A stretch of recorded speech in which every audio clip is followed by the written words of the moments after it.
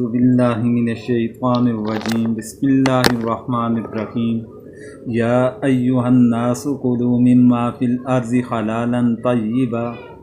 یا ایہا الناس اے لوگو کلو تم کھاؤ مما اس سے جو فی الارض زمین میں حلالا حلال طیبا اور پاک ولا اور نہ تتبعوا پیروی کرو خطواتی قدم شیطان انہو بے شک وہ لکم تمہارا عدو دشمن مبین کھلا۔ یا ایہا الناس کلوا مما فی الارض حلالا طیبا اے لوگو کھاؤ زمین کی چیزوں میں سے حلال پاکیزہ ولا تتبعوا خطوات الشیطان اور پیروی نہ کرو شیطان کی انہو لکم عدو مبین بے شک وہ تمہارا دشمن ہے صریح۔ اس آیت کریمہ کے اندر اللہ تبارک و تعالیٰ نے حلال اور پاکیزہ چیزیں کھانے کے متعلق حکم دیا کہ ہمارے کھانے کے اندر ایک تو چیز حلال بھی ہونی چاہیے اور اس کے ساتھ ساتھ پاک بھی ہونی چاہیے۔ تو پھر یہاں پر اللہ تبارک و تعالیٰ نے جو حلالا طیبہ کا ذکر فرمایا تو اس میں لفظ حلال یہ حلہ کے اصلی معنی گرہ کھولنے کے ہیں۔ جو چیز انسان کے لیے حلال کر دی گئی گویا ایک گرہ کھول دی گئی اور پابندی ہٹا دی گئی۔ تو خطوات یہ خطوہ کی جمع ہے، اتنی مقدار کو خطوہ کہتے ہیں جو دونوں قدموں کے درمیان کا فاصلہ ہے۔ خطوات شیطان سے مراد شیطانی اعمال و افعال ہیں۔ تو اب یہاں پر اللہ تبارک و تعالیٰ نے حلال اور پاکیزہ چیزیں کھانے کے متعلق ذکر فرمایا، تو پھر اس کی مزید تفصیل انشاءاللہ 3-4 آیات کریمہ کے بعد آئے گی، وہاں پر مزید اس کی تفصیل ذکر کر لی جائے گی۔ پھر آگے اللہ تبارک و تعالیٰ فرماتے ہیں انہو یأمرکم صرف تمہیں حکم دیتا ہے بالسوء برائی کا والفحشاء اور بے حیائی وَأَن تَقُولُوا اور یہ کہ تم کہو علی اللہ اللہ پر ما لا تعلمون جو تم نہیں جانتے۔ انما یأمرکم بالسوء والفحشاء وہ تو یہی حکم کرے گا تم کو برے کام اور بے حیائی کرو، وَأَن تَقُولُوا علی اللہ ما لا تعلمون اور جھوٹ لگاؤ اللہ پر وہ باتیں جن کو تم نہیں جانتے۔ اس آیت کریمہ کے اندر اللہ تبارک و تعالیٰ نے ذکر فرمایا شیطان کے متعلق کہ شیطان کے امر حکم کرنے سے مراد دل کے اندر وسوسہ ڈالنا ہے، جیسا کہ حضرت عبداللہ بن مسعود رضی اللہ تعالیٰ عنہ کی حدیث میں ہے کہ رسول اللہ صلی اللہ علیہ وسلم نے فرمایا کہ آدم کے بیٹے کے قلب میں ایک شیطانی الہام و اثر ہوتا ہے اور دوسرا فرشتہ کی طرف سے۔ شیطانی وسوسہ کا اثر یہ ہوتا ہے کہ برے کام کرنے کے فوائد اور مصالح سامنے آتی ہیں اور حق کو جھٹلانے کی راہیں کھلتی ہیں، اور الہام فرشتہ کا اثر خیر اور نیکی پر انعام و فلاح کا وعدہ اور حق کی تصدیق پر قلب کا مطمئن ہونا ہوتا ہے۔ تو شیطان انسان کے دل کے اندر اس طرح وسوسے پیدا کرتا ہے اور انسان کو برے کام اور بے حیائی کی طرف وہ لے کر جانے کی کوشش کرتا ہے۔ تو آگے اللہ تعالیٰ فرماتے ہیں وَإِذَا قِيلَ لَهُمْ اور جب کہا جاتا ہے لہم انہیں اتبعوا پیروی کرو ما انزل اللہ جو اتارا اللہ نے، قالو کہتے ہیں بل نتبعوا بلکہ ہم پیروی کریں گے ما الفینا جو ہم نے پایا علیہ اس پر آباءنا اپنے باپ دادا اولو بلا اگرچہ کانا ہوں آباؤہم ان کے باپ دادا لا یعقلون نہ سمجھتے ہوں شیئا کچھ ولا یہتدون اور نہ ہدایت یافتہ ہوں۔ وَإِذَا قِيلَ لَهُمُ اتَّبِعُوا مَا أَنزَلَ اللَّهُ اور جب کوئی ان سے کہے کہ تابعداری کرو اس حکم کی جو کہ نازل فرمایا اللہ نے، قَالُوا بَلْ نَتَّبِعُ مَا أَلْفَيْنَا عَلَيْهِ آبَاءَنَا تو کہتے ہیں ہرگز نہیں، ہم تو تابعداری کریں گے اس کی جس پر دیکھا ہم نے اپنے باپ داداؤں کو۔ اَوَلَوْ كَانَ آبَاؤُهُمْ لَا يَعْقِلُونَ شَيْئًا وَلَا يَهْتَدُونَ بھلا اگرچہ کہ ان کے باپ دادا نہ سمجھتے ہوں کچھ بھی اور نہ جانتے ہوں سیدھی راہ۔ اب اس آیت کریمہ کے اندر اللہ تبارک و تعالیٰ نے جو ذکر فرمایا وہ جاہلانہ تقلید کے متعلق ذکر فرمایا کہ جاہلانہ تقلید اس کی اجازت اللہ تبارک و تعالیٰ نے اس آیت کریمہ کے اندر نہیں دی۔ تو اب جاہلانہ ایک تقلید آ جائے گی، جاہلانہ تقلید، اور ایک آتی ہے ائمہ مجتہدین کی تقلید۔ ان دونوں کی تقلید کے اندر فرق ہے۔ اللہ تبارک و تعالیٰ نے اس آیت کریمہ کے اندر جو شرط لگائی یا جو قید لگائی کہ لا یعقلون شیئا ولا یہتدون، کہ یہاں پر کہ دو چیزوں کا ذکر فرمایا کہ وہ جن کی تقلید کرتے ہیں نہ وہ سمجھ بوجھ رکھتے ہیں اور نہ ہی وہ سیدھی راہ کے اوپر ہیں، یعنی کہ اللہ تبارک و تعالیٰ نے ان دو قیدوں کے ساتھ اس طرف اشارہ فرما دیا کہ جو جاہلانہ تقلید ہے وہ تو جائز نہیں، تو دوسری تقلید اس کے جواز کی طرف بھی راستہ بن رہا ہے۔ بعض لوگ اس آیت کریمہ کے اندر اس آیت کریمہ کا سہارا لے کر ائمہ مجتہدین کی تقلید کی تردید کرنے کے جواز کے طور پر پیش کرتے ہیں، جبکہ یہ چیز جائز نہیں بنتی، کیونکہ اللہ تبارک و تعالیٰ نے یہاں پر دو چیزوں کی ساتھ میں قید کا ذکر فرما دیا۔ تو اس سے اس چیز کی وضاحت امام قرطبی نے اس آیت کی تفسیر میں فرمایا کہ اس آیت میں تقلید آبائی کے ممنوع ہونے کا جو ذکر ہے، اس سے مراد باطل عقائد و اعمال میں آباء و اجداد کی تقلید کرنا ہے۔ عقائد صحیحہ اور اعمال صالحہ میں تقلید اس میں داخل نہیں، جیسا کہ حضرت یوسف علیہ السلام کے کلام میں ان دونوں چیزوں کی وضاحت صورت یوسف میں اس طرح آتی ہے، انی ترکت ملت قوم لا یؤمنون باللہ وہم بالآخرۃ ہم کافرون، میں نے ان لوگوں کی ملت و مذہب کو چھوڑ دیا جو اللہ پر ایمان نہیں رکھتے اور جو آخرت کے منکر ہیں، اور میں نے اتباع کیا واتبعت ملت آبائی ابراہیم و اسحاق و یعقوب، اور میں نے اتباع کیا اپنے آبا ابراہیم، اسحاق اور یعقوب کا۔ اس میں پوری وضاحت سے چیز ثابت ہوگی کہ آبا کی تقلید باطل میں حرام ہے، حق میں جائز بلکہ مستحسن ہے۔ امام قرطبی نے اسی آیت کے ذیل میں ائمہ مجتہدین کے تقلید کے متعلق بھی مسائل و احکام بیان کیے ہیں اور فرمایا کچھ لوگوں نے اس آیت کو تقلید کی مذمت میں پیش کیا اور یہ باطل کے معاملے میں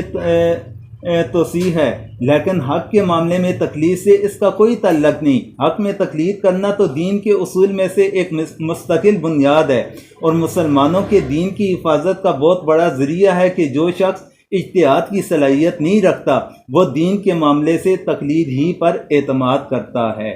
تو یہ تھا کہ باطل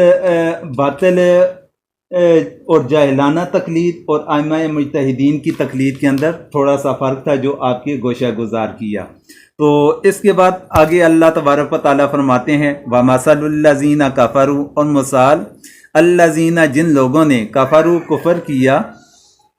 کمثلی مانند حالت الذی وہ جو یعنی کو پکارتا ہے بما اس کو جو لا یسمع نہیں سنتا الا سوائے دعاء پکارنا و نداء اور چلانا،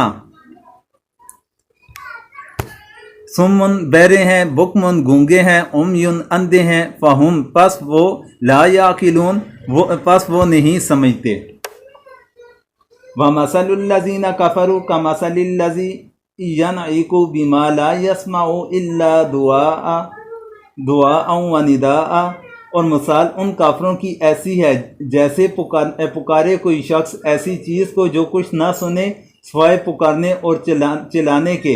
سم بکم عمی فہم لا یعقلون، بہرے گونگے اندھے ہیں سو وہ کچھ نہیں سمجھتے۔ اس آیت کریمہ کے اندر اللہ تبارک و تعالیٰ نے کافروں کی مثال دی کہ کافروں کی مثال ایسی ہے کہ جس طریقے سے کوئی بندہ نہ سنتا ہے نہ بولتا ہے، یعنی گونگا ہے، بہرا ہے، اندھا ہے، کہ اس طرح کے بندے کی طرح کافر کی مثال ہے کہ وہ حق بات کو نہیں سن رہا، حق بات کو دیکھ نہیں رہا، حق بات کو سمجھ نہیں رہا، تو حق بات اس سے سلب کر دی گئی۔ تو پھر آگے فرمایا یا ایھا الذین آمنوا کلوا من طیبات ما رزقناکم،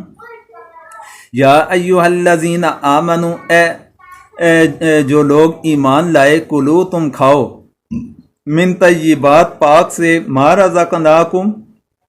جو ہم نے تم کو دیا، وشکرو اور شکر کرو، للہ اللہ کا، ان کنتم اگر تم ہو ایاہو صرف اسی کی تعبدون بندگی کرتے۔ یا ایھا الذین آمنوا کلوا من طیبات ما رزقناکم، اے ایمان والو کھاؤ پاکیزہ چیزیں جو روزی دی ہم نے تم کو، واشکروا للہ اور شکر کرو اللہ کا، ان کنتم ایاہ تعبدون اگر تم اسی کے بندے ہو۔ پھر اگلی آیت کریمہ کے اندر فرمایا انما حرم علیکم، انما در حقیقت حرم حرام کیا، علیکم تم پر، میتۃ مردار، والدم اور خون، ولحم اور گوشت، خنزیر سور، وما اور جو اہلا پکارا گیا بھی اس پر، لغیر اللہ اللہ کے سوا، فمن پس جو استر لاچار ہو جائے، غیر باغن نہ سرکشی کرنے والا، ولا عادن اور نہ حد سے بڑھنے والا، فلا اسم تو نہیں گناہ علیہ اس پر، ان اللہ بے شک اللہ غفور الرحیم بخشنے والا رحم کرنے والا ہے۔ انما حرم علیکم المیتۃ والدم ولحم الخنزیر، اس نے تم پر یہی حرام کیا ہے مردہ جانور اور لہو اور گوشت سور کا، وما اہل بہ لغیر اللہ اور جس جانور پر نام پکارا جائے اللہ کے سوا کسی اور کا، فمن استر غیر باغ ولا عاد، پھر جو کوئی بے اختیار ہو جائے نہ تو نافرمانی کرے اور نہ زیادتی،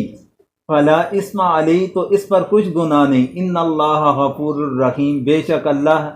ہے بڑا بخشنے والا نہایت مہربان۔ اب ان دو آیات کریمہ کے اندر اللہ تبارک و تعالیٰ نے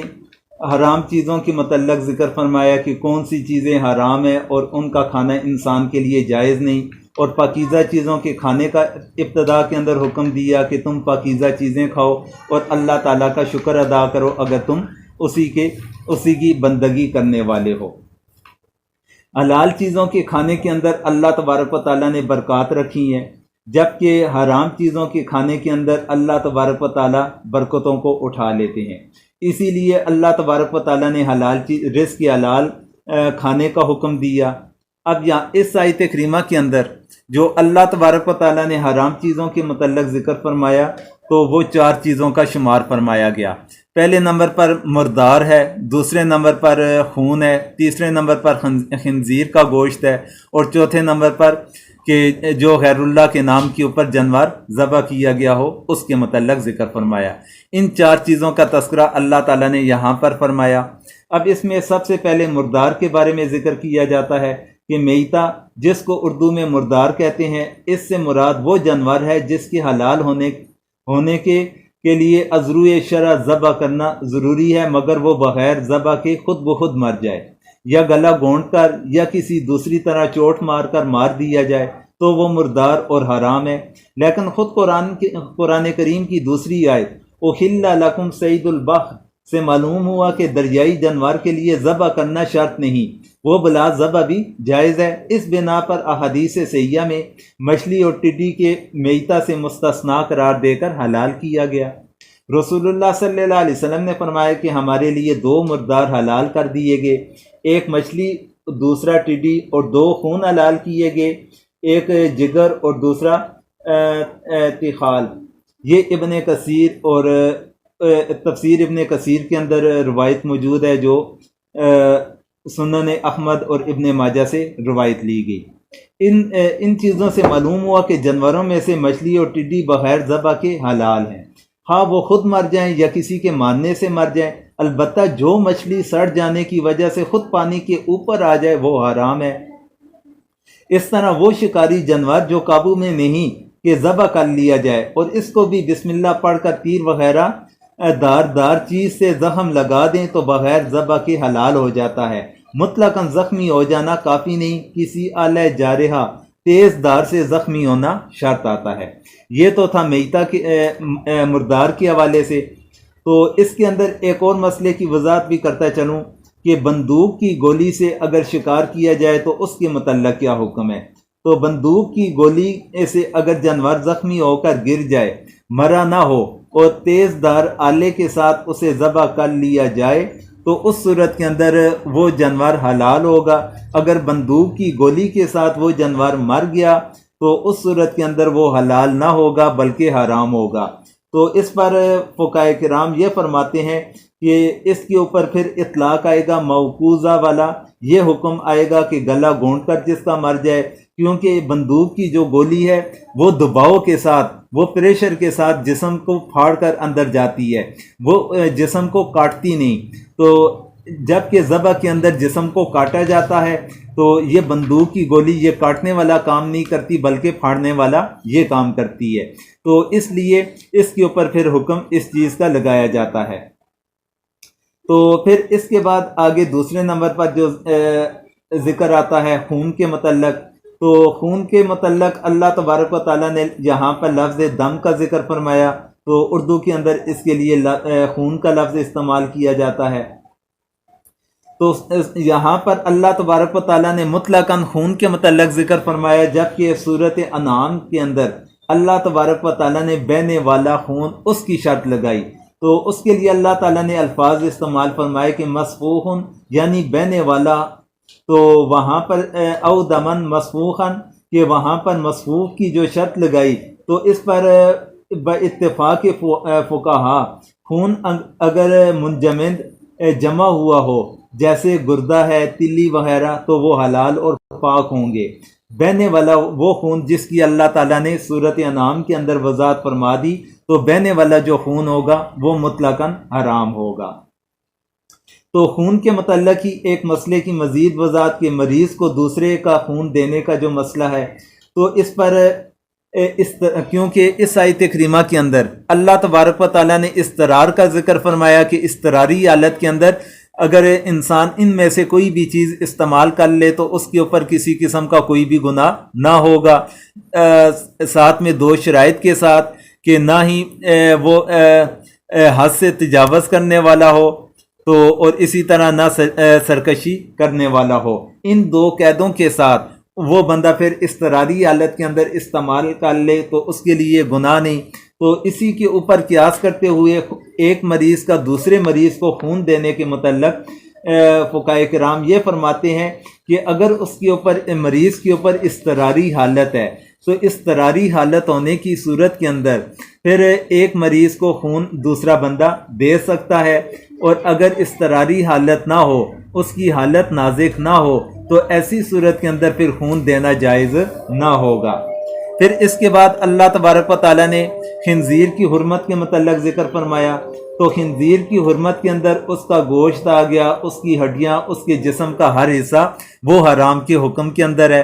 پھر چوتھے نمبر پر اللہ تبارک و تعالیٰ نے ذکر فرمایا غیر اللہ کے نام کے اوپر جو جانور ذبح کیا گیا ہو، غیر اللہ کے نام کے اوپر جو جانور ذبح کیا گیا ہو، اس کی 3 صورتیں بنتی ہیں، تو اس کے متعلق تھوڑی سی وضاحت کرنا چاہوں گا۔ پہلے نمبر پر یہ کہ کسی جانور کو غیر اللہ کے تقرب کے لیے ذبح کیا جائے اور ذبح کرتے وقت اسی غیر اللہ کا نام لیا جائے، یہ صورت با اتفاق و با اجماع امت حرام ہے، اور یہ جانور میتہ ہے، اس کے کسی جز سے فائدہ حاصل کرنا جائز نہیں، کیونکہ یہ صورت آیت ما اہل بہ لغیر اللہ کا صریح مدلول ہے، جس میں کسی قسم کا کسی کا کوئی بھی اختلاف نہیں پایا جاتا۔ پھر دوسری صورت یہ ہے کہ کسی جانور کو تقرب الی غیر اللہ یعنی کسی اللہ کے علاوہ دوسرے کے تقرب کو حاصل کرنے کے لیے ذبح کیا جائے، اور اس کو خون باندھنے سے تقرب الی غیر اللہ مقصود ہو، لیکن ذبح کرتے وقت اس پر نام اللہ ہی کا لیا جائے، یعنی جس وقت ہم ذبح کر رہے ہیں اس وقت اللہ کا نام کے ساتھ ذبح کیا جائے، لیکن مقصد کیا ہو کہ غیر اللہ کو اسے خوش کرنا، اگر راضی کرنا، اس کا تقرب حاصل کرنا مقصود ہو، تو ایسی صورت کے اندر یہ ہندو مذہب کے اندر بھی کیا جاتا ہے، اور ہمارے مسلمانوں کے اندر بھی بعض ناواقف یا لا علم قسم کے لوگ وہ بزرگوں پیروں کے نام پر ان کی خوشنودی حاصل کرنے کے لیے بکرے مرغے وغیرہ ذبح کرتے ہیں، تو اس کے اوپر بھی با اتفاق فقہا یہ حرام ہے اور مذبوحہ مردار ہوگا، یعنی جو ذبح کیا ہوا جانور ہوگا وہ حرام ہوگا، مردار تصور کیا جائے گا، اور اس کا استعمال کرنا یہ جائز نہیں ہوگا۔ تو پھر اس کے بعد ایک تیسری صورت بھی بنتی ہے، تو تیسری صورت یہ ہے کہ کسی جانور کو کان کاٹ کر یا کوئی دوسری علامت لگا کر اللہ تعالیٰ کے علاوہ کسی کا تقرب حاصل کرنے کے لیے یا غیر اللہ کی تعظیم کے لیے چھوڑ دیا جائے اور اس سے کسی قسم کا کام نہ لیا جائے، نہ اس کو ذبح کرنے کا ارادہ ہو بلکہ اس کے ذبح کرنے کو وہ حرام سمجھتا ہو، تو یہ جانور ما اہل بہ لغیر اللہ اور ما ذبح علی النصب دونوں میں داخل نہیں، بلکہ اس قسم کے جانور کو بحیرہ یا صائبہ وغیرہ کہا جاتا ہے، اور حکم ان کا یہ ہے کہ یہ فعل تو بنص قرآن حرام ہے، جیسا کہ آیت ما جعل اللہ من بخیرۃ ولا صائبہ اس کے اندر تفصیل کے ساتھ ذکر کیا جائے گا، مگر اس کے حرام عمل سے اور اس جانور کو حرام سمجھنے کے عقیدے سے یہ جانور حرام نہیں ہو جاتا، بلکہ اس کو حرام سمجھنے میں تو ان کے عقیدہ باطلہ کی تائید و تقویت ہوتی ہے، اس لیے یہ جانور عام جانوروں کی طرح حلال ہوگا۔ اگر اس طرح اگر کوئی بندہ آزاد چھوڑ دے جانور کو کسی اللہ کے علاوہ کا تقرب حاصل کرنے کے لیے، تو وہ جانور اگر اس کا اپنا جو مالک ہے وہ مالک اگر اسے بیچ دیتا ہے کسی کو، تو اس کے لیے اسے خرید کر اس جانور کو ذبح کر کے استعمال کرنا، اس کا گوشت اس کے لیے حلال ہوگا۔ یہ 3 صورتیں بن رہی تھی غیر اللہ کے نام کے اوپر جانور کے متعلق۔ تو پھر آگے اللہ تبارک و تعالیٰ نے اس آیت کریمہ کے اندر اضطراری حالت کا ذکر فرمایا۔ تو اضطراری حالت کے متعلق حکم یہ ہے کہ اللہ تبارک و تعالیٰ نے 2 چیزوں کی قید لگا دی کہ نہ وہ سرکشی کرنے والا ہو نہ حد سے تجاوز کرنے والا ہو۔ مطلب یہ کہ جتنی چیز استعمال کرنے سے انسان کی اضطراری کیفیت ختم ہو جائے اور وہ بخوشی بھی اس چیز کو استعمال نہ کرے، تو اس حد تک اس کے لیے یہ کام کرنا جائز، کام کرنا اس کے اوپر گناہ نہیں ہوگا۔ اللہ تبارک و تعالیٰ نے یہاں پر فلا اسم علیہ کا ذکر فرمایا، یجوز کا ذکر نہیں فرمایا کہ اس کے لیے اس حالت کے اندر جائز ہو گیا، بلکہ فرمایا کہ اگر وہ اضطراری حالت کے اندر استعمال کرے گا تو اس کے اوپر گناہ نہیں۔ مطلب یہ کہ یہ چیزیں مطلقاً حرام ہیں اور حرام کے حکم کے اندر رہیں گی، لیکن اس کی حالت ایسی ہے، کیفیت ایسی ہے، تو اس وجہ سے ایسی کیفیت کے اندر اگر استعمال کرے گا تو اسے یہ بندہ گناہگار نہ ہوگا۔ پھر آگے فرمایا ان الذین یکتمون، ان الذین بے شک جو لوگ یکتمون چھپاتے ہیں، ما انزل اللہ جو اتارا اللہ نے، من الکتاب کتاب سے، ویشترون اور وصول کرتے ہیں، بھی اس سے ثمنا قلیلا تھوڑی قیمت، اولئک یہی لوگ، ما یاکلون نہیں کھاتے، فی بطونہم اپنے پیٹ میں، الا النار مگر آگ، ولا یکلمہم اور نہ بات کرے گا اللہ یوم القیامہ قیامت کے دن، ولا یزکیہم اور نہ انہیں پاک کرے گا، ولہم اور ان کے لیے عذاب علیم دردناک عذاب ہے۔ ان الذین یکتمون ما انزل اللہ من الکتاب، بے شک جو لوگ چھپاتے ہیں جو کچھ نازل کی اللہ نے کتاب اور لیتے ہیں، ویشترون بہ ثمنا اور اس پر تھوڑا سا مول، اولئک ما یاکلون فی بطونہم الا النار وہ نہیں برتے اپنے پیٹ میں مگر آگ، ولا یکلمہم اللہ یوم القیامہ اور نہ بات کرے گا ان سے اللہ قیامت کے دن، ولا یزکیہم اور نہ پاک کرے گا، ولہم عذاب علیم اور ان کے لیے دردناک عذاب ہے۔ اس آیت کریمہ کے اندر اللہ تبارک و تعالیٰ نے ان لوگوں کے متعلق ذکر فرمایا کہ جو تھوڑی سی قیمت کے بدلے کے اندر حق بات کو چھپانے والے ہیں، تو وہ حق جو قیمت لیں گے وہ حقیقت کے اندر وہ اپنے پیٹ کے اندر آگ کو بھرنے کے مترادف ہے۔ تو پھر آگے فرمایا اولئک الذین اشتروا الضلالۃ بالہدی، اولئک الذین یہی لوگ جنہوں نے اشتروا مول لی ضلالۃ گمراہی بالہدی ہدایت کے بدلے، والعذاب اور عذاب بالمغفرہ مغفرت کے بدلے، فما سو کس قدر، اصبرہم بہت صبر کرنے والے، علی النار آگ پر۔ اولئک الذین اشتروا الضلالۃ بالہدی یہی ہیں جنہوں نے خریدا گمراہی کو بدلے ہدایت کے، والعذاب بالمغفرہ اور عذاب بدلے بخشش کے، فما اصبرہم علی النار سو کس قدر صبر کرنے والے ہیں۔ اللہ تبارک و تعالیٰ انہی کی مزید گمراہی کے متعلق ذکر فرما رہے ہیں کہ انہوں نے ہدایت کے بدلے کے اندر گمراہی کو خرید لیا اور اس چیز کی اللہ تعالیٰ نے مذمت فرمائی۔ پھر آگے فرمایا ذالک بِأَنَّ اللَّهَ نَزَّلَ الْكِتَابَ بِالْحَقِّ، ذالک یہ بِأَنَّ اللَّهَ اس لیے کہ اللہ نے نازل کی کتاب بالحق حق کے ساتھ کتاب، وَإِنَّ الَّذِينَ اور بے شک جو لوگ اختلاف کیا فی الکتاب کتاب میں لفی شقاق بعید دور کی زد میں پڑے ہیں۔ ذالک بِأَنَّ اللَّهَ نَزَّلَ یہ اس واسطے کہ اللہ نے نازل فرمائی کتاب بالحق سچی کتاب، وَإِنَّ الَّذِينَ اخْتَلَفُوا فِي الْكِتَابِ لَفِي شِقَاقٍ بَعِيدٍ اور جنہوں نے اختلاف ڈالا کتاب میں وہ بے شک زد میں دور جا پڑے، یعنی کہ جن لوگوں نے جو اللہ تبارک و تعالیٰ نے سچی کتاب کو نازل کیا پھر اس کے بعد انہوں نے اسے اختلاف کا ذریعہ بنا دیا یا اس کے اندر اختلاف پیدا کرنے کی کوشش کی، تو ان لوگوں کے متعلق ذکر فرمایا کہ وہ دور کی زد میں جا پڑے ہیں۔